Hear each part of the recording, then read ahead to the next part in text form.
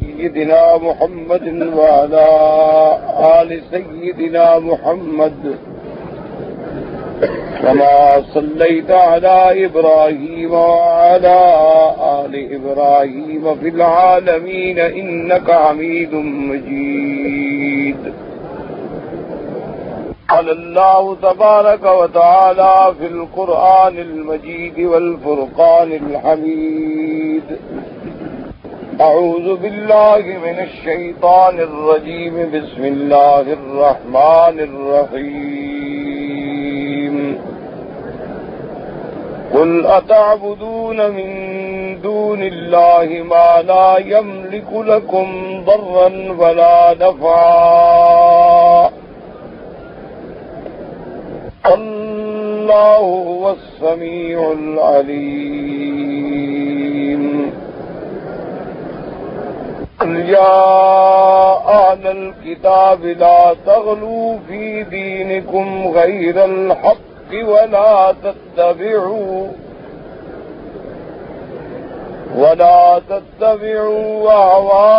أهواء قوم قد ضلوا من قبل وأضلوا كثيرا وضلوا عن سواء السبيل.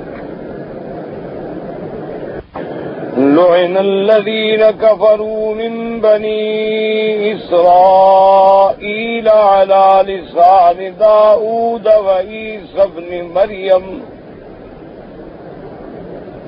ذلك بما عصوا وكانوا يعتدون.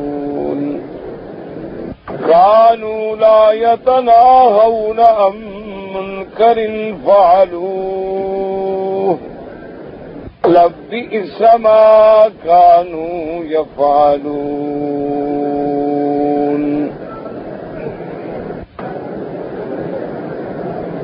ترى كثيرا منهم يتولون الذين كفروا لبئس ما قدمت لهم أنفسهم أن سخط الله عليهم وفي العذاب هم خالدون.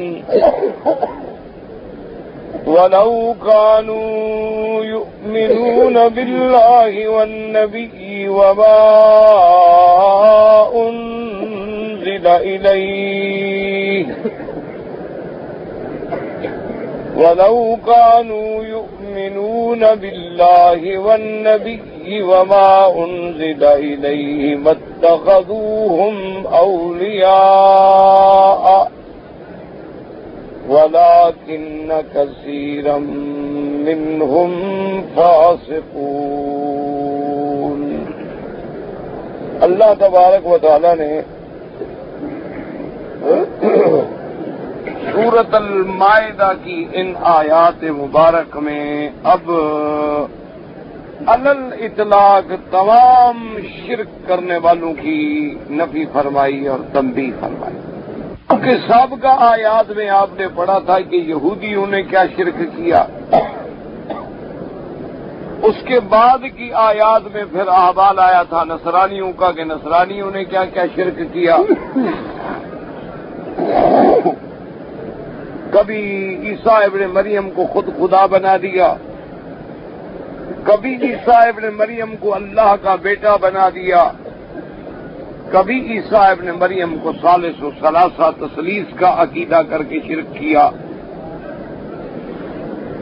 اب ان آیات میں اللہ تبارک و تعالی نے تمام مشرکین علی انواعہم المختلفہ کہ جتنے شرک کرنے والے ہیں اور اللہ کے سوا کسی دوسرے کی عبادت کرتے ہیں،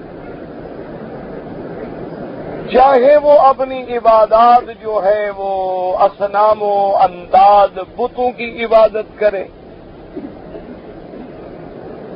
چاہے وہ سورج چاند کی عبادت کریں، چاہے وہ اشخاص زندہ یا مردہ کی عبادت کریں، چاہے وہ اللہ کے انبیاء و اولیاء کی عبادت کریں، ان کو حاجت روا، مشکل کشا، ان کے نام پہ نظر نیاز چڑھائیں، ان سب کی نفی جو ہے اللہ نے قرآن کی ان آیات میں ارشاد فرمائی ہے، اور یہ بنیادی عقیدے ہیں اور یہ بنیادی قاعدے ہیں۔ جیسے آپ ایک بلڈنگ بناتے ہیں نا جی، تو اس کا جتنا بنیاد مضبوط ہوتی ہے اتنی ہی اوپر بلڈنگ مضبوط رہتی ہے۔ اگر بنیاد کمزور ہے تو بلڈنگ کتنی خوبصورت بنا لے کسی وقت گر جائے۔ اسی طرح انسان کا عقیدہ ہے، اگر عقیدے کی اساس اور بنیاد مضبوط ہے تو پھر لاکھ شرک و کفر کی آندھیاں چلیں اس کو کچھ بھی نہیں ہوتا، پھر لاکھ ظلمات و گمراہی کے جھکڑ چلیں اس کو کچھ بھی نہیں ہوتا، وہ اپنے صحیح عقیدے پہ پہاڑ کی طرح کھڑا ہے۔ اور اگر عقیدے میں کمزوری ہے، لچک ہے، جھول ہے، تو کبھی شرک کی ہوا چلی، کبھی بدعات کا طوفان اٹھا، کسی نہ کسی طوفان کے چکر میں وہ گمراہ ہو کے اپنے راستے سے بھٹک جاتا ہے۔ اب دیکھیں اللہ پاک نے ان آیات مبارکہ میں ایک کیسا عظیم الشان ارشاد فرمایا۔ فرماتے قل اتعبدون من دون اللہ ما لا یملک لکم ضرا ولا نفعا۔ اللہ نے فرمایا میرے مدنی صلی اللہ علیہ وسلم، میرے حبیب، آپ ان کو فرمائیں کہ اتعبدون من دون اللہ، کیا تم اللہ کے سوا ان کی عبادت کرتے ہو جو تمہارے نقصان نفع کسی چیز کے بھی مالک نہیں؟ یعنی آدمی عبادت تو اس کی کرے نا جس کے ہاتھ میں نفع نقصان ہو، جس کے ہاتھ میں موت و حیات ہو، جس کے ہاتھ میں ہماری ہدایت و گمراہی کے فیصلے ہوں، جس کے اختیار میں پوری کائنات کا نظام ہو، اس کا آدمی عبادت کرے۔ تم اس کو چھوڑ کے ان کی عبادت کرتے ہو کہ جو تمہارے نہ نقصان پہنچا سکتے ہیں نہ نفع پہنچا سکتے ہیں۔ ایک بات یاد رکھے کہ جو اس لیے اکثر علماء یہ سمجھتی ہیں کہ اس کا مقصد ہے کہ بت جو ہیں، اب دیکھیں بت کھڑے ہیں، دیوی دیوتا کی بت بنے ہوئے ہیں، لات عزا منات حبل کے بت بنے کو جی بت ہیں، یہ کوئی نفع نقصان نہیں دے سکتے۔ یہ ہے کہ یہ ان کی نفی ہے جو لوگ بتوں کی پوجا کرتے ہیں کہ بت کچھ نہیں کر سکتے، نہ نفع دے سکتے ہیں نا۔ اور اسی طرح وہ سیدنا ابراہیم علیہ السلام کے مکالمے کو بھی سامنے رکھتے ہیں کہ یا ابت لم تعبد ما لا يسمع ولا يبصر ولا يغني عنك شيئا، کہ ابا جان آپ اس کی عبادت کیسے کرتے ہیں جو نہ دیکھتے ہیں نہ سنتے ہیں اور نہ تمہارا کوئی بھلا نقصان کر سکتے ہیں، فائدہ کر سکتے ہیں، اس کی عبادت کر رہے۔ تو لوگ اسی دماغ میں رہ جاتے ہیں کہ اس سے مراد کون ہیں جو لوگ بتوں کے پجاری ہیں، جیسے مکے کے مشرک تھے یا ہندو ہیں جو دیوی دیوتا کو پوجتے ہیں، جن کے بت ہیں سونے کے، چاندی کے، لکڑی کے، مٹی کے، پتھر کے بنائے ہوئے ہیں، وہ کبھی ان کے بارے میں ہے۔ ہم تو بتوں کی عبادت کرتے ہی نہیں، ہم تو بتوں کی عبادت کو کفر سمجھتے ہیں، ہم تو اللہ والوں سے مانگتے ہیں، وہ تو بندے ہیں، وہ بت نہیں ہیں۔ ان کے دماغ میں ایک بات بیٹھی۔ سب سے پہلی بات تو آپ یہ سمجھیں کہ جو لوگ بھی بتوں کی عبادت کرتے تھے یا اس دور میں بتوں کی عبادت کرتے ہیں، وہ بھی کسی مٹی، سونے، چاندی، پتھر کی عبادت نہیں کرتے، وہ بھی دراصل ان کے عقیدے میں بھی یہ بت جو ہیں کسی کی شکل ہیں۔ اب سمجھیں وہ کوئی اگر انہوں نے پتھر کی پوجا کرنی ہوتی تو بڑے بڑے پہاڑوں کی پوجا کرتے، پھر چھوٹے پتھر کی کیا ضرورت ہے؟ انہوں نے سونے کی عبادت کرنی ہوتی تو سونے کا ایک ڈھیر سامنے رکھ لیتے، چاندی کا ایک ڈھیر سامنے رکھ لیتے، پھر یہ شکلیں بنانے کی کیا ضرورت ہے؟ آپ نے دیکھا ہے کہ کچھ بت جو ہیں مذکر ہیں، کچھ بت جو ہیں مؤنث ہیں، کچھ عورتوں کی شکل میں ہیں، کچھ دیویاں ہیں، کچھ دیوتا ہیں۔ پھر آپ نے دیکھا ہے کہ بعض بت ایسے ہیں کہ بڑے ڈراؤنی شکل میں ہیں، بعض بت ایسے ہیں بڑی خوبصورت شکل میں ہیں، بعض بت ایسے ہیں جن کے 4 ہاتھ ہیں، 4 سر ہیں، 10 ٹانگیں ہیں۔ یہ ساری مختلف شکلیں آخر بنانے کی کیا ضرورت ہے؟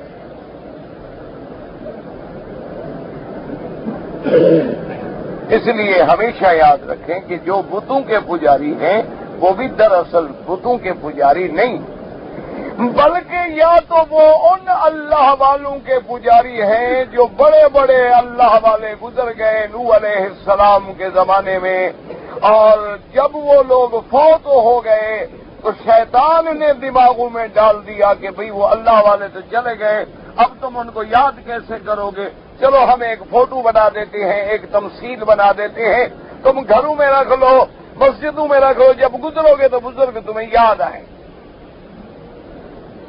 اصل ودن سواءن یغوثا یعوقا نصرا، یہ 5 بتوں کا جو سب سے پہلے قرآن میں ذکر ہے، جن کی نوح علیہ السلام کے زمانے میں عبادت کرتے تھے، وہ بندے تھے، وہ اللہ کے بڑے بڑے اولیاء تھے۔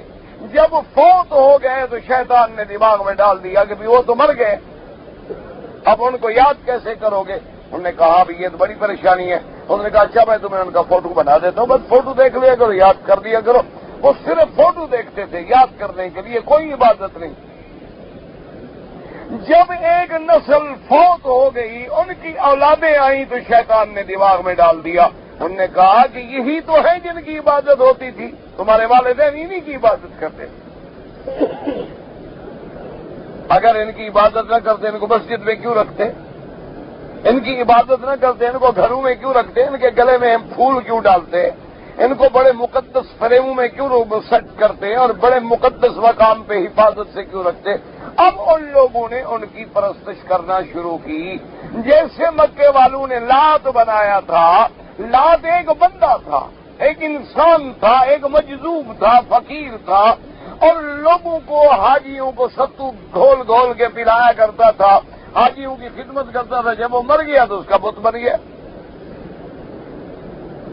اور اتنا بڑا شیطان بدبخت ہے کہ لوگوں کو جب اللہ کے راستے سے گمراہ کرتا ہے، جو مشرکین مکہ کے 2 بڑے بت مشہور تھے، اساف اور نائلہ،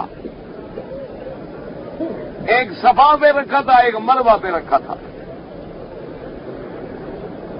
اصل اساف اور نائلہ جو ہیں، اساف ایک مرد تھا، نائلہ عورت تھی۔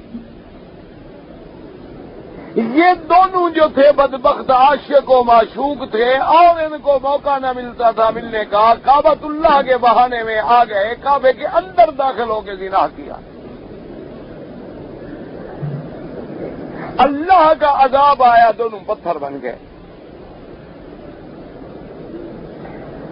جب دونوں پتھر بن گئے تو مکے والوں نے ان کو عبرت کے لیے اللہ کے کعبے کے دروازے کے باہر کھڑا کر دیا کہ دیکھو جو کعبے میں گناہ کرے گا یہ سزا ملے گی۔ اب کچھ عرصے تک لوگ ڈرتے رہے بھی اللہ کے کعبے میں گناہ نہ کریں۔ کچھ عرصے کے بعد لوگوں نے کہا کہ نہیں جناب، آخر یہ کچھ تھے تو صحیح نا، جن کو آخر اللہ کے کعبے میں کھڑے ہونے کا مقام مل گیا ہے۔ انہوں نے جناب اب پوجا کرنی شروع کر دی۔ اب لوگوں کے رش ہونا شروع ہو گیا تو وہ تنگ آ گئے کہ بھئی طواف رکتا ہے، تکلیف ہوتی ہے۔ انہوں نے اٹھا کے ایک کو صفا پہ رکھ دیا، ایک کو مروہ پہ رکھ دیا۔ تو جب کافر صفا مروہ دوڑنے جاتے، پہلے ان کو ہاتھ پھیرتے، مسح کرتے، ان کو چومتے، ان سے اجازت لیتے، پھر صفا مروہ دوڑتے۔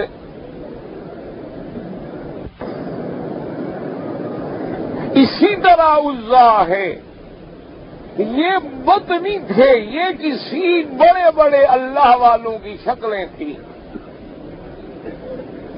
اور جو مختلف شکلیں ہیں وہ جنات کی پوجا کرتے تھے۔ جو دیکھا ہے نا آپ نے، بڑی ڈراؤنی شکلیں، بڑی ہیبتناک شکلیں ہیں۔ آپ کبھی جائیں ہند میں، انڈیا میں جائیں، آپ دیکھیں تو آپ حیران ہو جائیں گے کہ ان کے دیوتا جو ہیں عجیب عجیب شکلیں۔ ابھی کچھ عرصہ پہلے آپ نے سنا ہوگا کہ ان کا ایک دیوتا جو ہے وہ دودھ پینا شروع ہو گیا۔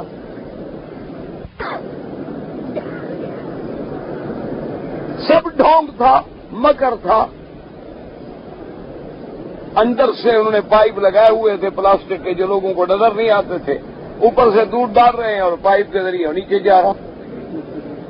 جب پکڑے گئے تو کھل گیا کہ بھئی دیوتا دودھ نہیں پی رہا، وہ مجاور پی رہے ہیں جو بیٹھے ہیں نیچے۔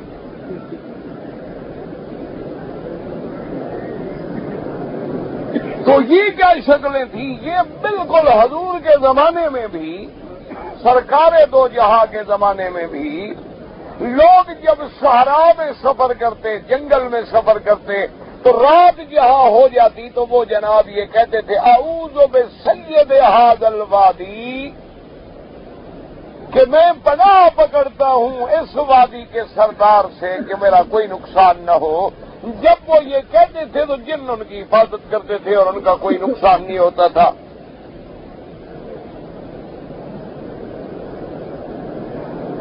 اور جو آدمی یہ بات نہیں کہتا تھا اس کا نقصان ہو جاتا تھا۔ کبھی اونٹنی گم ہو گئی، کبھی چوری ہو گئی، کبھی کچھ سامان نکل گیا، کبھی کسی نے اٹھا کے اس کو دوسرے ٹیلے کے قریب پھینک دیا جنوں نے۔ تو وہ جنوں کے سردار کی پناہ پکڑتے تھے، جس کا ذکر اللہ کے قرآن میں موجود ہے۔ یہ کسی الف لیلا کی کہانی نہیں جو میں عرض کر رہا ہوں۔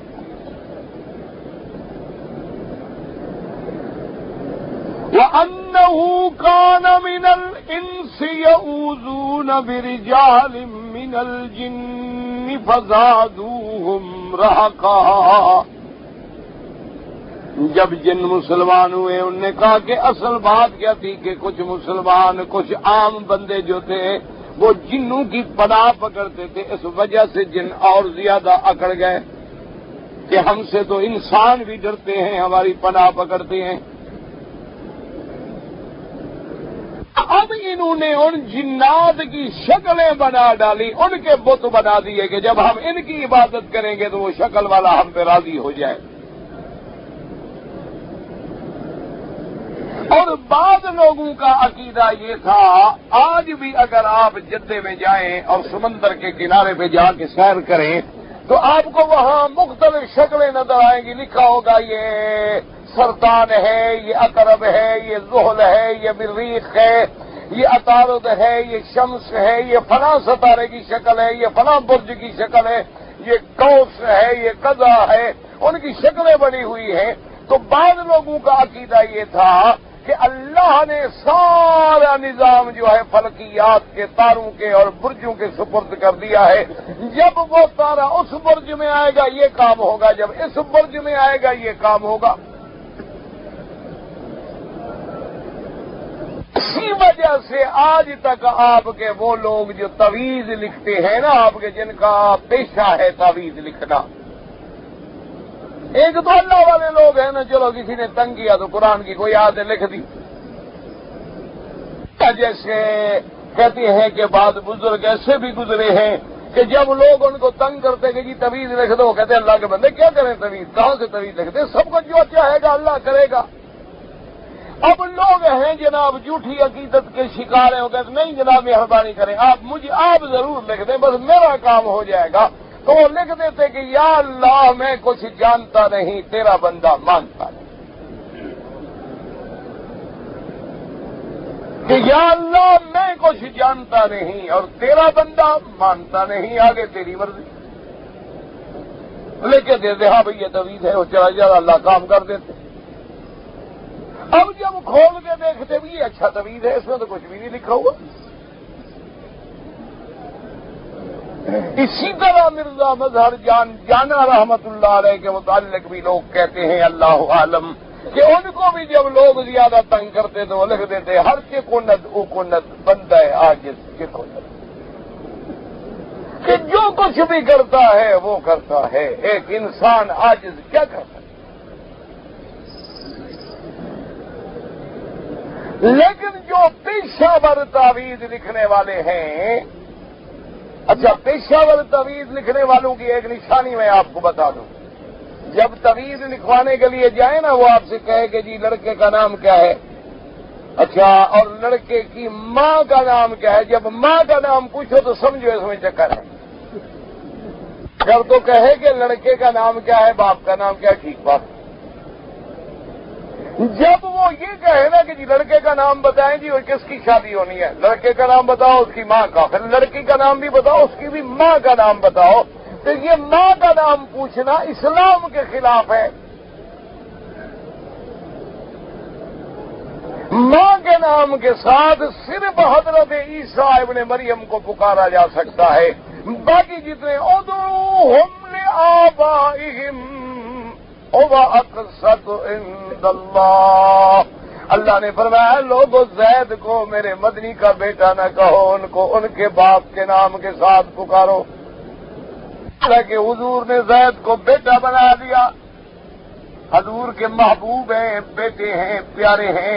لوگوں نے محبت میں کہنا شروع کیا زید ابن محمد، کہ زید حضور کا بیٹا ہے. اللہ نے فرمایا نہیں، ما کان محمد ابا احد من رجالکم ولکن رسول اللہ وخاتم النبیین. میرا مدنی تو تم میں سے کسی مرد کا باپ نہیں، وہ تو بچپن میں ان کی اولاد فوت ہو گئی. اب اگر زید ہے تو یہ منہ بولا بیٹا تو ہے، لیکن حقیقی بیٹا نہیں. اس کو اس کے حقیقی باپ کے نام کے ساتھ پکارو. تو یاد رکھیں، جب کوئی مولوی یا جب کوئی مجاور یا جب کوئی پیر کہے کہ لڑکا لڑکی کے ماں کا نام بتاؤ، سمجھ لو یہ کوئی جادو کی قسم ہے، کوئی فلکیات کی قسم ہے، کوئی جفر نجوم کا چکر ہے، کوئی علم الاعداد کا چکر ہے، قرآن و سنت کا مخالف ہے. ایک موٹی سی نشانی یاد رکھیں. اچھا، اسی طرح دوسری نشانی، جب آپ کہیں نا جی تویز دو، وہ کہے نہیں، آپ بدھ کے دن آنا اور این ٹھیک 10 بجے آنا، کیونکہ وہ گھڑی ہوتی ہے دشمنی کا تویز لکھنے کی. تو سمجھ لو یہ فلکیات کے چکر میں ہے، اس کا اللہ کے نفع نقصان پر ایمان نہیں. سیدنا علی رضی اللہ، جب حضرت علی کا نام آئے، صحابہ کا نام آئے تو کہے رضی اللہ. آپ بالکل جنگ کی تیاری کر کے کھڑے ہیں، ایک بندہ آیا، اس نے کہا مجھے حضرت علی سے ملاؤ. لوگوں نے کہا کیا بات ہے؟ اس نے کہا بڑی ضروری بات ہے، مہربانی کرو مجھے جلدی جلدی حضرت علی سے ملاؤ. خیر لوگوں نے حضرت علی سے ملا دیا. اس نے کہا حضرت علی رضی اللہ تعالیٰ عنہ، میں آپ کا بڑا خیر خواہ ہوں اور میں ایک درخواست کرتا ہوں. آپ نے فرمایا کہ بتاؤ کیا بات؟ اس نے کہا مہربانی کریں ابھی ابھی آپ جنگ کے لیے نہ جائیں. حضرت علی رضی اللہ تعالیٰ عنہ خوارج کے خلاف جنگ کے لیے جا رہے تھے. خارجیوں کے ساتھ لڑائی تھی، فوجیں تیار کھڑی ہیں اور وہ بندہ آ گیا. اس نے کہا حضرت علی مہربانی کریں خدا کے لیے ابھی اپنا ارادہ ملتوی کر دیں، آپ کل جب چاہیں جنگ کے لیے جائیں، لیکن آج اور اس گھڑی میں نہ نکلے مدینے سے. اس نے فرمایا کیا بات ہے، وجہ کیا ہے؟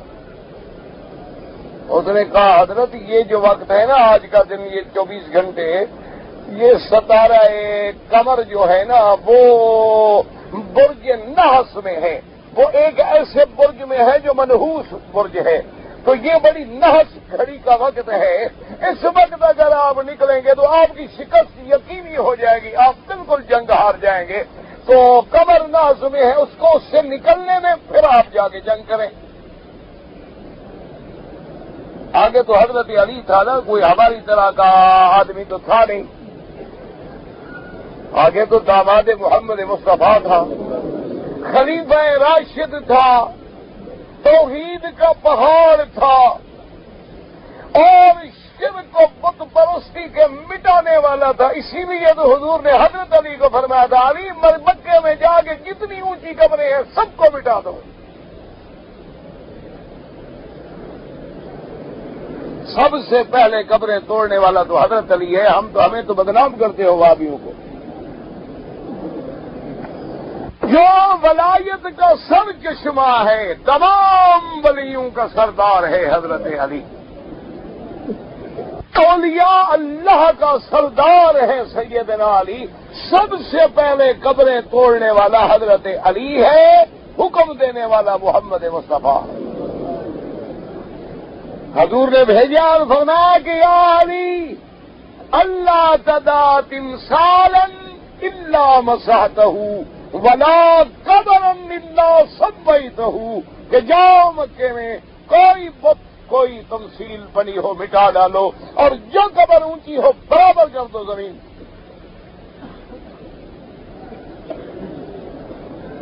سیدنا علی رضی اللہ تعالیٰ عنہ نے فرمایا کہ اچھا قبر جو ہے وہ نحس میں ہے. انہوں نے کہا جی. فرمایا این قمر اعدائی.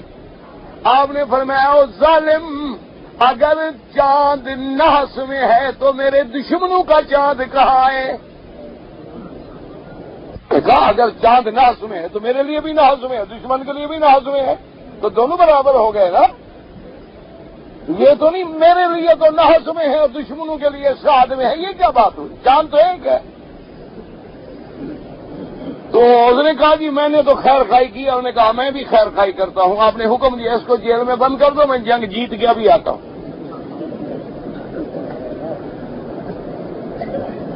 انہوں نے کہا کہ تم مجھے بھٹکاتے ہو، چاند سورج کی باتیں میرے سامنے کرتے ہو. میں تو اس مدنی کا غلام ہوں جس کی انگلیوں سے چاند ٹکڑے ہو جاتا ہے. تم مجھے ڈراتے ہو کہ چاند فلاں برج میں ہے اور فلاں برج میں ہے اور فلاں برج میں ہے. میں تو ان برجوں کے خالق کو ماننے والا ہوں. تبارک الذی جعل فی السماء بروجا وجعل فیہا سراجا وقمرا منیرا. بلند و بالا ہے وہ ذات جس نے آسمان میں برج بنائے اور جس نے اس نے سورج رکھا روشنی دینے والا، چاند رکھا روشنی دینے والا، اور جس نے رات اور دن کا نظام بنایا تو کیوں بنایا؟ تویز لکھنے کے لیے نہیں. هو الذی جعل اللیل والنہار خلفۃ لمن اراد ان یذکر او اراد شکورا. اللہ نے فرمایا یہ نظام میں نے اس لیے بنایا ہے تاکہ میرے بندے اس سے نصیحت پکڑیں، دیکھیں کہ جو خدا دن رات لانے پہ قادر ہے وہ دنیا کو فنا کرنے پر بھی قادر ہے. وہ سمجھے ہیں یہ ذکر نصیحت پکڑیں کہ ابھی رات ہے پھر دن ہو گیا، ابھی دن ہے پھر رات ہو گئی. تو جو اس کائنات کے نظام کو چلانے پہ قادر ہے وہ اس دنیا کو فنا کرنے پہ بھی قادر ہے کہ ابھی دنیا ہے پھر برزخ ہے پھر آخرت ہے، وہ قادر ہے. او اراد شکورا، یا وہ میری شکر کرے نعمتوں کا کہ میرا مولا تو نے دن بنا دیا، ہم نے مزدوری کی، ہم نے کمائی کی، دکانداری کی، نوکری کی، اب رات بنا دی، ہم آرام کر رہے ہیں، ہم تیری نعمتوں کے شکر گزار ہیں. اللہ نے یہ چیزیں اس لیے بنائی تھی کہ ان کو دیکھ کے خدا کو سمجھو، اس لیے نہیں بنائی تھی کہ تم اپنے عدد نکال کے حساب کرو. ہر چیز کو سمجھیں. تو بعض لوگوں کے عقیدے یہ تھے، اور سرکار تو جہاں نے فرمایا یاد رکھ لیں، فرمایا من اتا عرافا او کاہنا فصدقہ فقد کفر بما انزل علی محمد صلی اللہ علیہ وسلم. حضور نے فرمایا جو کوئی نجومی کے پاس جائے یا کاہن کے پاس جائے یا پامسٹ کے پاس جائے یا کسی علم جفر والے کے پاس جائے یا کسی جاہل ملا کے پاس جا کے کہے کہ کتاب کھول کے دیکھو کہ میرا بچہ کہاں ہے، اور جب وہ بتا دے اس کو مان لے، تو حضور نے فرمایا وہ اس قرآن کا منکر ہے جو قرآن میرے اللہ نے محمد پہ اتارا ہے. کتنے لوگ ہیں جاتے ہیں نا جی پیر صاحب مہربانی کرو میرا بچہ گم ہو گیا کتاب دیکھو، اس پیر سے پوچھو نا ابھی تمہاری بیوی کہاں ہے، اس کو یہ بھی پتہ نہیں ہوگا کہ بازار میں پھر رہی ہے یا گھر بیٹھی ہے، تو تمہارے بچے کی خبر کیا ہے، وہ کھولے گا کتاب ادھر کی ادھر ادھر کی ادھر ادھر قرآن پڑھ رہا ہے آیتیں پڑھ رہا ہے، کبھی 7واں برقع ہو پھر 7واں صفحہ ہو پھر 7ویں سطر ہو اور جو پہلا حرف نکلے گا بس تمہارا کام اسی پہ اٹکا ہو، اگر وہاں خنزیر کا نام نکلا ہے تو وہ خنزیر بن جاؤ، کیا جہالت ہے۔ دعا کرو اللہ ہدایت، یہ قرآن ہدایت کے لیے آیا تھا، یہ قرآن حکمرانی کے لیے آیا تھا، یہ قرآن پوری دنیا پہ اپنے سکہ چلانے کے لیے آیا تھا، یہ قرآن ہمیں ظلم و شرک کے گن سے نکالنے کے لیے آیا تھا، یہ قرآن اس لیے نہیں آیا تھا کہ اس کے صفحے کھول کے گنتے رہو، انگلیاں چلاتے رہو یا مردوں کے اوپر پھیرتے رہو۔ تم نے اللہ کے قرآن کو سمجھا ہی نہیں ہے۔ قرآن تو وہ کتاب ہے کہ جس کی ایک آیت پڑھ کے میرا بدن ساری رات روتے تھے۔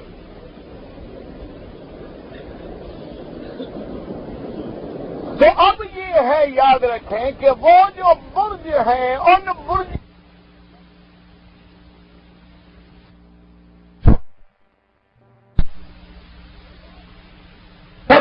کی اور ان اشکال کی وہ شکلیں بناتے ہیں، اور وہ شکلیں ہیں اندازے سے، اپنے خیالات سے، اپنے تخیلات سے، تو کبھی اس کی شکل ٹیڑھی بنا دی، کبھی میڑھی بنا دی، کبھی تیز بنا دی، کبھی کیسی بنا دی، یہ سب جو ہے۔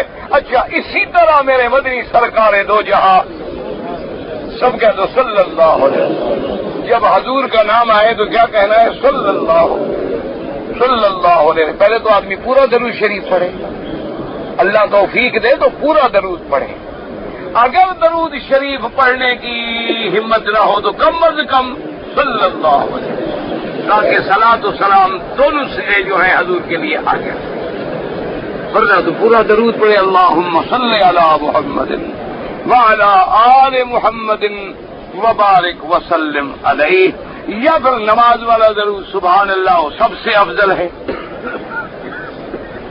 حضور سرکار دو جہاں اسی کعبے میں جہاں تم کھڑے ہو اللہ نے نصیب کیا ہے، اور دعا کریں اللہ جن کو نصیب نہیں ہوا انہیں بھی نصیب فرما، اور جن کو اللہ کا کعبہ اور مدینہ منورہ کی زیارت نصیب ہوئی ہے دعا کرو اللہ ان کی زندگیوں میں انقلاب پیدا کر، اللہ ان کے عقیدے صحیح کر دے، اللہ ان کے عمل صحیح کر دے، اللہ ان کی شکل صحیح کر دے، اللہ ان کی سیرت و صورت کو میرے محمد مدنی کے نقشے پہ لے آئے۔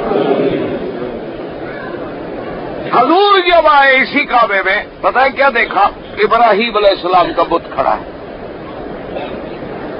ادھر دیکھا تو بی بی مریم کی تصویر کعبے کی دیوار پہ بنی ہوئی، ادھر دیکھتے تو عیسیٰ علیہ السلام کا بت کھڑا ہے۔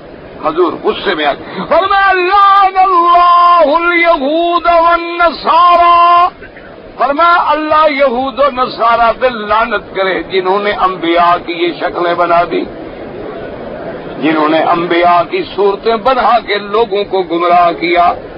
حضور نے حکم دیا کہ ان تصویروں کو مٹا دو، سب تصویریں کعبۃ اللہ۔ اسی لیے اللہ نے ابراہیم کو کیا حکم دیا تھا کہ میرا گھر بن گیا ہے تو کیا کرو؟ وَطَهِّرْ بَيْتِيَ لِلطَّائِفِينَ وَالْعَاكِفِينَ وَالرُّكَّعِ السُّجُودِ،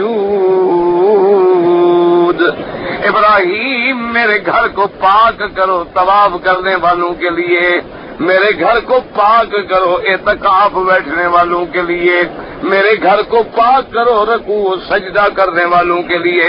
کعبہ تو نیا بنا رہے تھے، پاک کرنے کا کیا مطلب تھا کہ یہاں بتوں کے نشان مٹا ڈالو، یہاں کفر و شرک کے نشان ختم کر دو، یہ اندر باہر ظاہر باطن پاک ہو جائے۔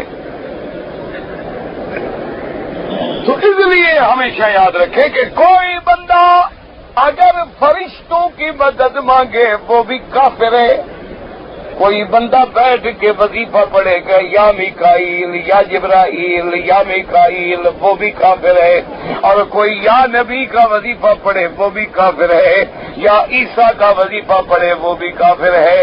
اگر کوئی بندہ کسی ولی کو پکارے، ندا کرے، وہ کافر ہے، بت کو کرے کافر ہے، کیونکہ بت تو کسی کی شکل ہے، ورنہ بت کو کون پوجتا ہے؟ اس لیے ورنہ قل تعبدون من دون اللہ ما لا یملک لکم ضرا ولا نفع۔ میرا مدنی کہہ دو کہ کیوں عبادت کرتے ہو اللہ کے سوا ان چیزوں کی جو تمہارے نفع نقصان کے بھی مالک نہیں، جو اپنی موت و حیات کے مالک نہیں، وہ تیری موت و حیات کیسے دے سکتے ہیں؟ اور پھر آگے دیکھیں کتنی ایک لفظ میں مسئلہ سمجھا دیا، واللہ السمیع العلیم، اللہ ہی سننے والا ہے اور جاننے والا ہے۔ تم جن کو بلا رہے ہو، پکار رہے ہو، نہ وہ سننے والے ہیں نہ جاننے والے ہیں، تو تم اس خدا کو چھوڑ کے ان کو پکارتے ہو جو تمہاری پکار بھی نہ سنے۔ ہر گھڑی، ہر لمحہ، ہر زبان میں فریاد سننے والا کون ہے اور جاننے والا؟ ہاں جی، اچھا ایمان سے کہو، اگر تمہارے ملک میں کوئی پیر ہے، پنجاب میں ہے، سندھ میں ہے، سرحد میں ہے، بلوچستان میں ہے، کہیں ہے، اگر وہ بلوچی جانتا ہے، انگریزی بولو تو سمجھ لے گا؟ نہیں سمجھے گا۔ اچھا سندھی پیر ہے تو وہ فارسی سمجھے گا، اگر فارسی پیر ہے تو وہ عربی سمجھے گا، یا یہاں کوئی عربی پیر ہو تو وہ تمہاری سندھی یا اردو سمجھے گا۔ تو زندہ پیر تو ایک دو زبانیں سمجھتے ہیں، جب قبر کے نیچے چلے جائیں تو سب مریدوں کی سمجھ لیتے ہیں۔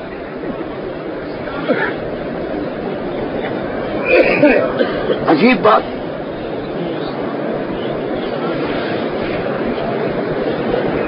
اور خدا کی شان یہ ہے کہ پیروں نے بھی کوئی ایسا علاقہ تقسیم کیا ہے نا جی، کہ سندھ کا مرید جو ہے وہ ملتان والے پیر کو پکارتا ہے، ان کی اپنے نہیں سنتے وہ سندھ والے، اور جو پنجاب والے ہیں ان کی شہباز قلندر سنتا ہے، ان کی اپنے نہیں سنتے ملتان والے۔ کوئی بائیکاٹ کیا ہوا ہے، پتہ نہیں کوئی قومی جھگڑا ہے یا لسانی جھگڑا ہے پیروں میں بھی، کہ بھی یہ اردو سپیکنگ ہے، یہ اردو سپیکنگ نہیں ہے، یا یہ اربن ایریے کا ہے، یہ رورل ایریے کا ہے، یہ شہری سندھی ہے، یہ دیہاتی سندھی ہے، پتہ نہیں کوئی جھگڑا ان میں بھی ہے کیا؟ انا للہ و انا الیہ۔ ایک اس کی ذات ہے کہ جا کے کھڑے ہو جاؤ کعبے میں، ترکی بھی پکارتا ہے، عربی بھی پکارتا ہے، ہندی بھی پکارتا ہے، سندھی بھی پکارتا ہے، بلوچی بھی پکارتا ہے، پشتو والا بھی پکارتا ہے، ہر زبان میں فریاد کر رہا ہے، اور اللہ سب کی سن بھی رہے ہیں، سمجھ بھی رہے ہیں، اور پھر سن سمجھ نہیں جس کو چاہے دے بھی رہے ہیں۔ یہ صفت کس کی ہے؟ صرف یاد رکھو، اور جب یہ عقیدہ کسی غیر کے بارے میں رکھو تو اسی کا نام کفر ہے، اسی کا نام شرک ہے، کہ ہر فریاد سننے والا کون؟ اچھا اب ایک آدمی یہاں سے پکارے، یا علی مدد، یا پیر دستگیر مدد، یا معین الدین مدد، یا فلان مدد، تو کیا عقیدہ ہے؟ ایمان سے کہو، جس کو پکار رہا ہے وہ سنتا ہے؟ نہیں سنتا تو پکار کیوں رہا ہے؟ پاگل ہے نہ؟ تم عمرے پہ آئے ہوئے ہیں، تمہاری بیوی گھر ہے پاکستان میں، یہاں سے کبھی پکارا ہے اس کو؟ اگر پکارو تو لوگ کیا کہیں گے؟ پاگل ہو گیا۔ بھائی کہاں ہے تمہاری بیوی؟ ہوگا جی اپنے گھر میں ہے ادھر پنجاب میں۔ کہا پاگل ہو گیا، پھر کیوں پکار؟ کہا جی بس محبت میں پکار رہا ہوں، تو عقل کی بات ہے؟ سمجھو اللہ نے عقل دیا ہے، اللہ نے بھوسا نہیں بھرا ہوا دماغ میں۔ آدمی پکارتا تب ہے جب یہ عقیدہ ہو کہ جس کو پکار رہا ہوں وہ میری پکار سنتا ہے، اور صرف سنتا نہیں بلکہ سمجھتا بھی ہے۔ اچھا، حضرت علی کون سی زبان جانتے تھے؟ ہاں جی، عربی، فارسی، انگریزی۔ تو یہاں جو تم اپنی زبان میں مدد کرو تو وہ کیا سمجھیں گے غریب؟ وہ تو عربی ہے نا۔ ٹھنڈے دل سے کوئی اس میں جھگڑے والا تو مسئلہ ہی کوئی نہیں، جھگڑے والے تو مولوی اور ہیں۔ ہم نے تو اب عمر ہی گزر گئی، جوانی میں ہم بھی کوئی جھگڑے بگڑے کر لیتے تھے۔ اب تو جھگڑے والی عمر ہی گزر گئی۔ اب تو جو بندہ، جو مولوی کسی کو مسئلے پہ لڑاتا ہے نا، میں سمجھتا ہوں وہ اسلام کا دشمن ہے، اور قوم شرک میں مر رہی ہے اور تم اسی پہ لڑ رہے ہو کہ ٹانگیں کتنی کھولے۔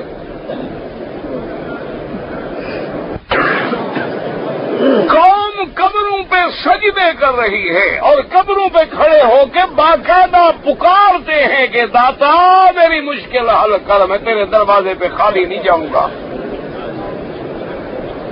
قوم مزار پہ کھڑی ہو کے کہتی ہے کہ پیر بہاول حق، میں تیرے نام پہ اتنی آ کے منت مانوں گا، میرے بچے کی مشکل حل کر دے۔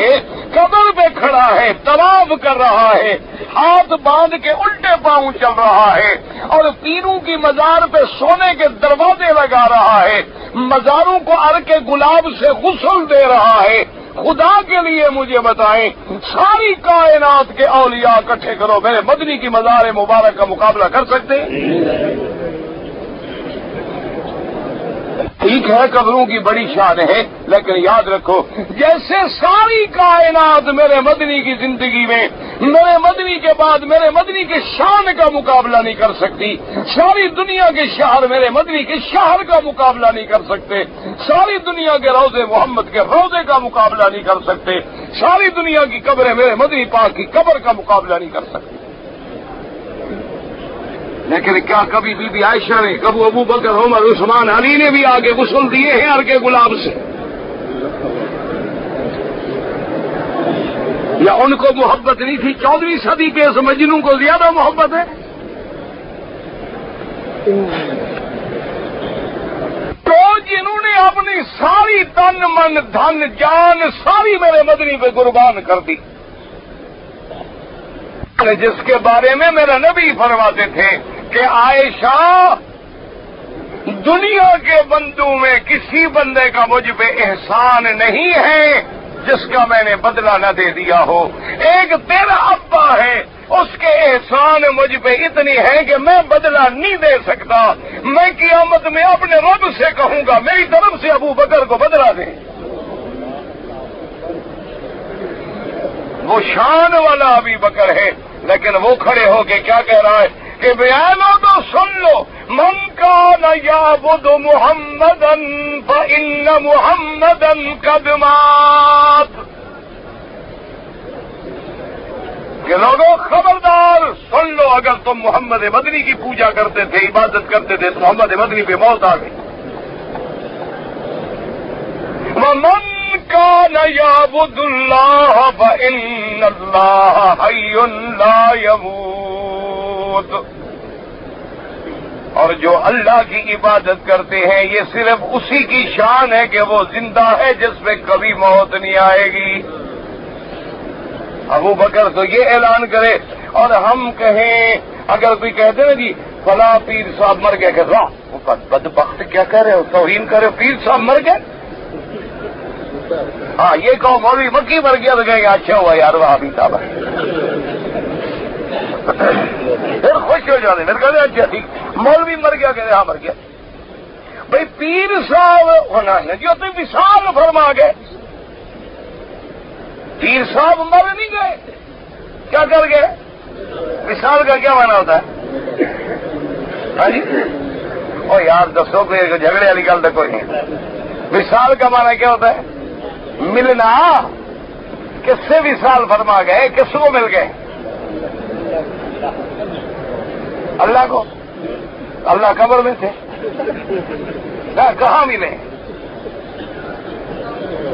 اور خدا کا خوف کرو. کہتی ہے وصال فرما گئے اور ہر سال عرس شریف. عرس پتہ کیا ہوتا ہے؟ شادی. وہ وصال پہلے ہو گیا، شادی بعد میں کرتے ہو. عرس کا معنی جانتے ہو کیا ہوتا ہے؟ شادی. عریس کہتے ہیں دولہا، عروسہ کہتے ہیں دلہن. عرس مانا شادی. ہر سال بزرگوں کی شادی ہوتی ہے، پتہ نہیں خوش کس کے ساتھ، مجھے تو سمجھ نہیں آئی ہے. یا کہتے ہیں کہ جناب بزرگ جو ہیں وہ جی برقع بٹا گئے، برقع بٹا پردہ کر عورت بن گئے. پہلے مرد تھے اب پردہ کر. اچھا، اور تیسرا کہتے ہیں کہ نہیں جناب او جی اللہ والا نے کی کر لے تو اس جہان تو ایک بس اس کمرے سے دوسرے کمرے میں چلے، اس مکان سے دوسرے مکان میں چلے گئے. اور یار یہ نہ کہو نا مر گئے تو بڑی بے ادبی والی گل ہے نا. اللہ والے کی میں مر گئے. اور ابو بکر کیا کہہ رہا ہے؟ محمد مصطفیٰ. تو ابو بکر نعوذ باللہ عاشق نہیں تھا، یہ عاشق ہے. اللہ کیا کہہ رہے ہیں کہ تم اب میرا مدنی آپ پر بھی موت آئے گی. اللہ پاک اپنے نبی کی شان میں ایسا لفظ استعمال فرما سکتے ہیں جو اس کی شان کے مطابق نہ ہو. تو جب کیا مانا؟ موت کوئی بے ادبی کا لفظ نہیں، یاد رکھو. حیات بھی چیز ہے، موت بھی چیز ہے. میرے مدنی کی حیات بھی شان والی، موت بھی شان. نہ آپ کی حیات کا کوئی مقابلہ کر سکتا ہے، نہ آپ کی موت کا مقابلہ کر سکتا ہے. موت تو سب پہ آتی ہے. ایک آدمی پہ تمہارے ملک میں موت آتی ہے، لوگ لانتے بھیجتے ہیں. ایک آدمی پہ موت آتی ہے تو کروڑوں بندے جنازے میں کھڑے ہوتے ہیں اور واہ واہ ہو رہی ہے. سبحان اللہ جی، موت آئے تو ایسے کیا ہے تو موت آئی تو اس پر بھی ہے، آئی اس پر بھی. ایک آدمی پہ موت آتی ہے تو قبر سے انگارے نکلتے ہیں. ایک آدمی پہ موت آتی ہے تو قبر سے خوشبوئیں ہے تو موت. موت تو دونوں پہ آ گئی ہے. ایک پتھر ہے جو اس دیوار میں لگا ہے، ایک پتھر ہے جو حمام میں لگا ہوا ہے، ایک پتھر ہے جو غسل خانے میں لگا ہوا ہے، ایک پتھر ہے جو کعبے میں لگا ہوا ہے. تو پتھر، لیکن اللہ نے جس کو اونچا کر دیا اس کا کوئی نیچا کر سکتا ہے. ایک وہ بھی تو پتھر ہے جہاں میرا مدنی بھی بوسے دے رہے ہیں، ابھی تو پتھر ہے. کوئی سونا چاندی تو نہیں ہے، کوئی زمرد تو نہیں، کوئی ہیرا تو نہیں، کوئی ڈائمنڈ تو نہیں، پتھر ہے، اجر ہے. لیکن اتنی شان بلند ہو گئی ہے کہ میرا مدنی پاک بھی بوسے دے رہے ہیں. وہ بھی تو پتھر ہے جہاں میرا مدنی ہاتھ لگا رہے ہیں. وہ بھی تو پتھر ہے جس پتھر پہ کھڑا ہے مدنی اور کہتا ہے ان الصفا والمروہ من شعائر اللہ. اس لیے ہمیشہ یاد رکھا کریں کہ اللہ کے سوا نہ کوئی نفع کا مالک نہ کوئی نقصان کا مالک ہے. اور میرا مدنی پاک فرماتا ہے کہ اگر میں عالم الغیب ہوتا تو پھر مجھے تو کبھی کوئی تکلیف ہی نہ آتی. تو اس لیے قرآن نے فیصلہ کر دیا کہ ہر اس چیز کی، چاہے وہ انسان ہے یا ملک ہے، نبی ہے، رسول ہے، وہ کوئی ذات ہے اللہ کے سوا ہے، وہ نفع نقصان کا مالک نہیں ہے. جب وہ نفع نقصان کا مالک نہیں تو تم اس کی عبادت کیسے کرتے ہو؟ اچھا، اب کوئی کہے کہ جناب عبادت تو ہم نہیں کرتے، ہم تو کبھی نماز نہیں پڑھتے، ہم تو نماز خدا کی پڑھتے ہیں. تو اللہ نے فرما دیا کہ دعا مانگنا عبادت ہے. جب تم غیر کو پکارتے ہو تو عبادت کر رہے ہو. جب تم غیر کو ندا کرتے ہو تو عبادت کر رہے ہو. جب تم غیر کی منت مانتے ہو تو عبادت کر رہے ہو.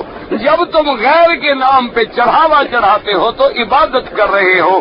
جب تم غیر کے نام پہ خیرات کر رہے ہو تو عبادت کر رہے ہو. کیونکہ یہ ہر چیز عبادت ہے اور عبادت اللہ کے سوا کسی کی نہیں ہو سکتی، کیونکہ کسی کے ہاتھ میں نفع نقصان نہیں ہے. اور نہ کوئی سننے والا ہے نہ کوئی جاننے والا ہے. سننے والا بھی اللہ ہے اور جاننے والا بھی اللہ ہے. آگے فرماتے ہیں قل یا اہل الکتاب لا تغلوا فی دینکم غیر الحق.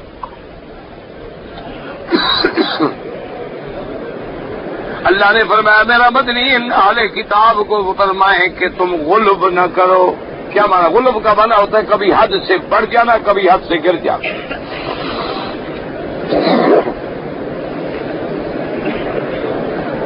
جیسے بزرگوں نے لکھا ہے نا جی کہ الجاہل اما مفرطن او مفرطن، کہ جاہل جو ہے نا وہ ہمیشہ یا حد سے بڑھنے والا یا حد سے گرانے والا، کہ یا حد سے بڑھ گئے کہ عیسیٰ کو خدا بنا لیا، اور یا حد سے گر گئے کہ عیسیٰ علیہ السلام کو نہ نبی مانتے ہیں نہ ولد الحلال مانتے ہیں. یہ ہے غلب، حد سے نکل جانا.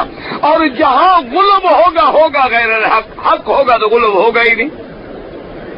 یا اہل الکتاب لا تغلوا فی دینکم غیر الحق ولا تتبعوا اهواء قوم قد ضلوا من قبل واضلوا كثيرا وَضَلُّوا عَنْ سَوَاءِ السَّبِيلِ. اور اہل کتاب ان قوموں کی پیروی نہ کرو، یہ نہ کہو کہ ہمارا باپ دادا ایسے کرتا تھا، یہ نہ کہو کہ فلاں بزرگ ایسے کرتا تھا. اصل بات وہ ہے جو اللہ کا رسول کہتا ہے.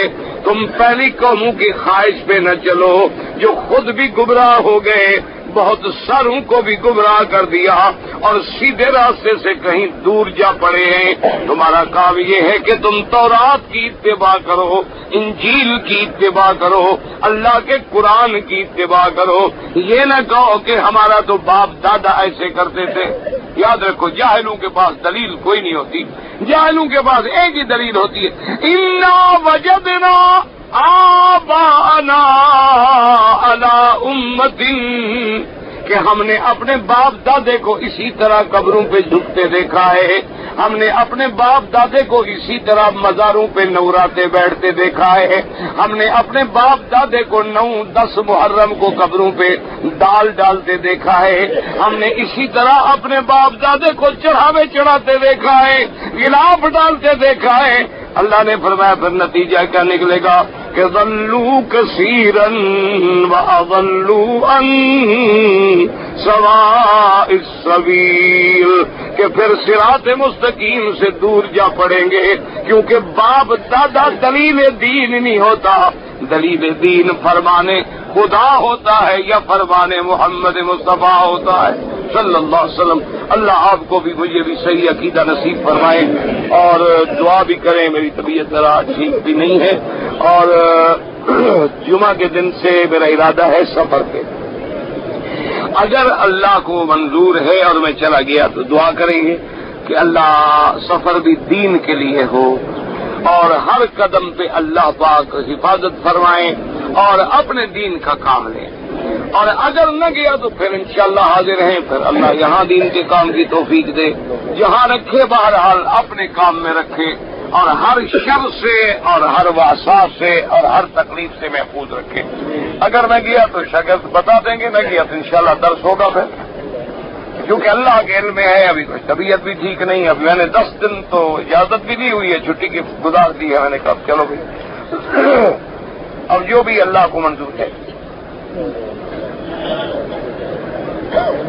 اگر آپ نے رمضان میں عمرے کر لیے ہیں اور حج تک یہاں رہنا ہے تو افضل یہ ہے کہ اب آپ کوئی عمرہ نہ کریں، آپ کا حج مفرد ہو. اگر آپ مثلا اب پاکستان چلے جائیں، واپس اپنے میقات سے احرام باندھ کے آئیں تو پھر آپ کا حج تمتع ہوگا، آپ کو حج کی بکری دینی. اگر آپ مدینہ منورہ سے عمرہ کر کے آئیں تو حنفی مسلک میں تو تمتع نہیں بنتا، لیکن باقی ائمہ فرماتے ہیں کہ اس کا بھی تمتع ہو گیا، کیونکہ اشہر حج میں حج کے مہینوں میں اس نے عمرہ بھی کر لیا اور پھر حج بھی کیا تو حج کی ایک بکری دے لی. بس ایک ہی مسئلہ ہے، اس کو بار بار نہ پریشان ہوں نہ الجھیں، ابھی وہی مسئلہ ہے. حقوق العباد سے چھٹکارے کا کیا طریقہ ہے؟ ایک ہی طریقہ ہے کہ جن کا حق ہے ان کو ادا کرو. یا ان سے بخشوا لو کہ جا کے کہہ دو کہ میری طاقت نہیں ہے، مجھے اللہ واسطے معاف کر۔ اگر وہ بخش دے تب بھی بچ گئے، اگر تم نے ادا کر دیا، یہ کوئی دلیل نہیں کہ لوگ ہمیں نہیں دیتے، لوگ تمہیں نہ دے تو پھر ہم بھی نہ دیں، یہ کوئی دلیل نہیں ہو۔ جو تمہیں نہیں دیتے قیامت میں دیں گے، کوئی فرق نہیں پڑتا ہے۔ دنیا میں کوئی آدمی پیسے کھا جائے نہ دے، لیکن قیامت میں تو دے گا، اور قیامت میں تو ہمیں فائدہ ہے، وہاں پیسے نہیں ملیں گے، اس کی نیکیاں ملیں گی ہمیں۔ کوئی گھاٹے کا سودا نہیں ہے، کوئی پیسے کھا جائے قیامت والے دن اس کی نیکیاں لے کر اللہ ہمیں دیں گے، اور اگر نیکیاں اس کی ختم ہو گئی تو ہمارے گناہ اس پر رکھے جائیں گے۔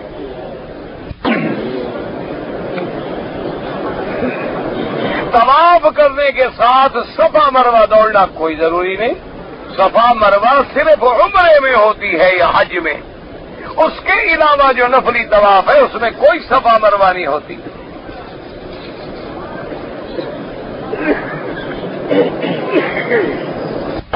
ایک نابینا آدمی نے کچھ رقم میرے پاس رکھوائی تھی امانت، وہ مجھے اب نہیں مل رہا، آپ تلاش کریں، اس کے وارثوں کو تلاش کریں، اگر خدا رحمت کرے کوئی نہ ملے تو پھر خیرات کر دیں۔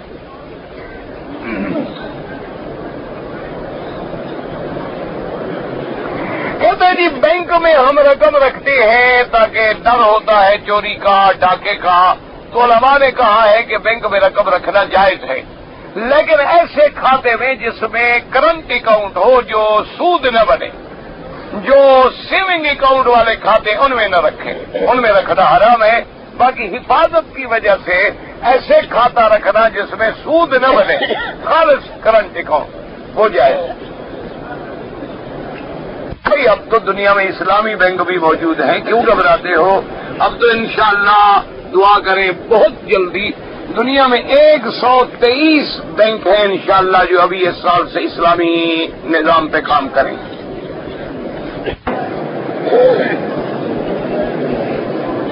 نماز کے علاوہ باقی جو ہم عبادت کرتے ہیں مسجد الحرام میں، حرم میں، اس پر بھی ہمیں لاکھ ملے گا انشاءاللہ، کیونکہ ذکر تو صرف نماز کا ہے، لیکن جب نماز عبادت ہے تو باقی بھی تو عبادت ہے۔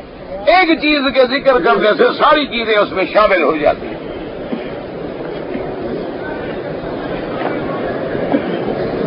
جو آدمی خودکشی کر کے مر گیا اس کے لیے کوئی دعا اور اس کے لیے دعا کریں، بس اللہ کریم ہے، اللہ چاہے تو بخش دے، کیونکہ شرک کے علاوہ ہر گناہ بخشا جا سکتا ہے۔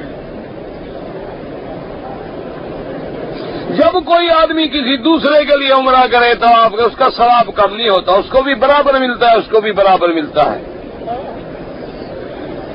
جی کہ آپ کی تقریر سننے کے لیے لوگ نفل بھی نہیں پڑھتے بیٹھے رہتے ہیں، تو یہ میرے ذمہ ہے۔ ایک دوسری بات یاد رکھو، تقریر سننا دین سیکھنا ہے، وہ فرض ہے، نفل تو نفل ہے، نفل کا کیا ہے؟ دین سیکھنا جو ہے وہ تو فرض ہے۔ اگر وہ دین سیکھنے کے لیے نفل نہیں پڑھتا ٹھیک کرتا ہے، نہ پڑھے۔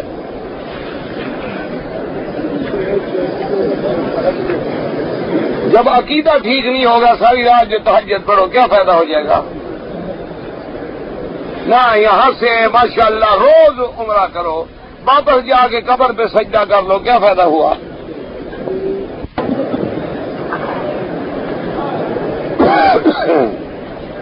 اگر ایک آدمی پر دم پڑ جائے تو وہ دم کا گوشت خود کھا سکتا ہے؟ نہیں کھا سکتا، وہ تو جرمانہ ہے، غریبوں کو دے، خود نہ کھائے۔ ایک آدمی پر دم پڑ گیا ہے، غریب ہے، پیسے نہیں، 10 روزے رکھ لے، کوئی بات نہیں۔